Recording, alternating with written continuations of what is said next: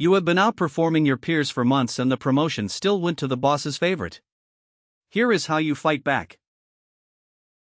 Your coworker got the promotion. Again. You trained them. You stayed late. You hit every single deadline. But somehow, they're the ones standing in front of the team getting congratulated. And everyone in the room knows why. They go to lunch with the boss every Thursday. Favoritism at work doesn't always look dramatic.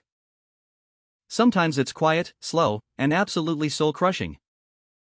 Today, I'm going to walk you through exactly how to handle it without burning bridges or losing yourself in the process. Favoritism exists in almost every workplace, and most leaders don't even realize they're doing it. Managers are human.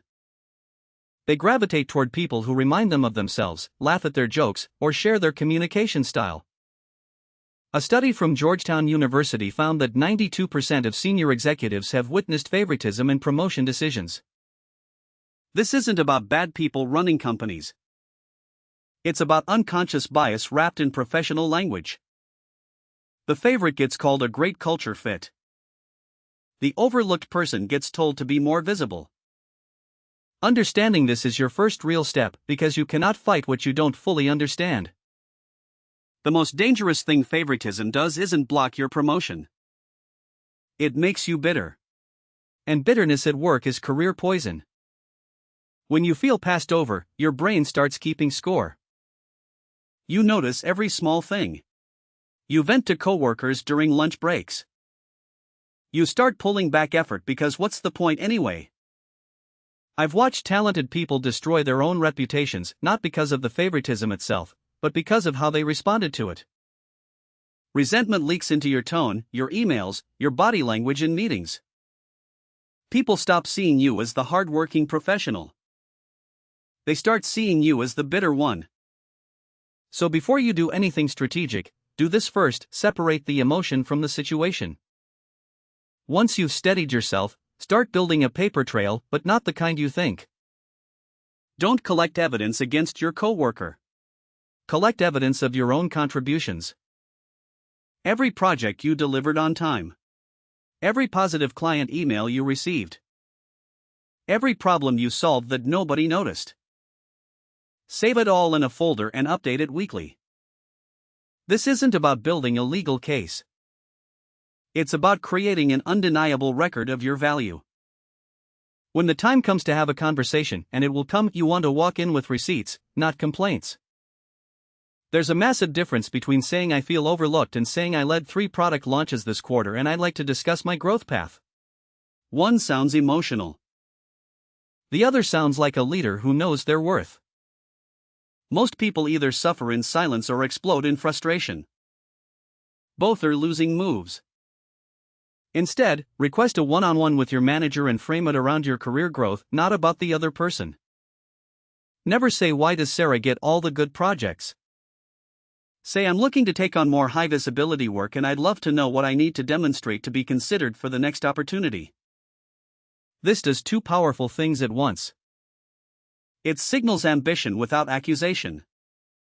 And it forces your manager to either give you a clear path or reveal that they can't, which tells you everything you need to know. If the answer is vague or keeps shifting every time you ask, that's not a manager having a bad day. That's a pattern. And patterns deserve a completely different strategy.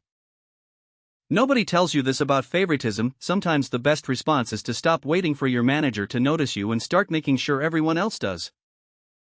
Volunteer for cross-department projects where your skills get exposure. Present at team meetings even when it's not technically required. Build genuine relationships with leaders outside your immediate team. Your manager is one person with one limited perspective. But when 5 other leaders in the company know your name and respect your work, your manager's bias starts to matter a whole lot less. The people who get ahead despite favoritism aren't necessarily louder. They're wider. They build networks that no single biased manager can contain. Sometimes favoritism crosses a line. If promotions, raises, or opportunities are being denied based on protected characteristics, race, gender, age, or disability, that's not just favoritism anymore. That's discrimination. And it's illegal. Document it thoroughly, report it to HR, and consult an employment attorney if the situation calls for it. But even when it's not illegal, it can still be unbearable.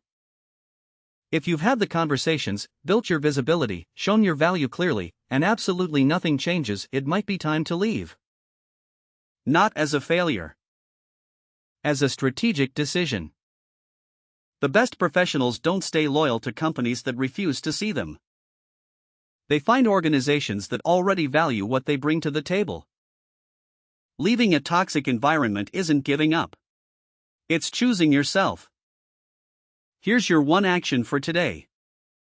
Open a document right now and list your top 5 contributions from the last 6 months. Projects you led.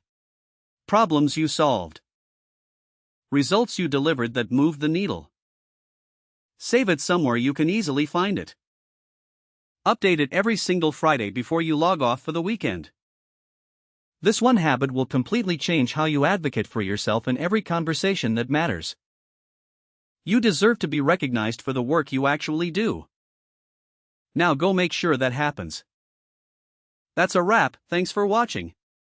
If this gave you one idea you can use today, hit like and subscribe. See you in the next one.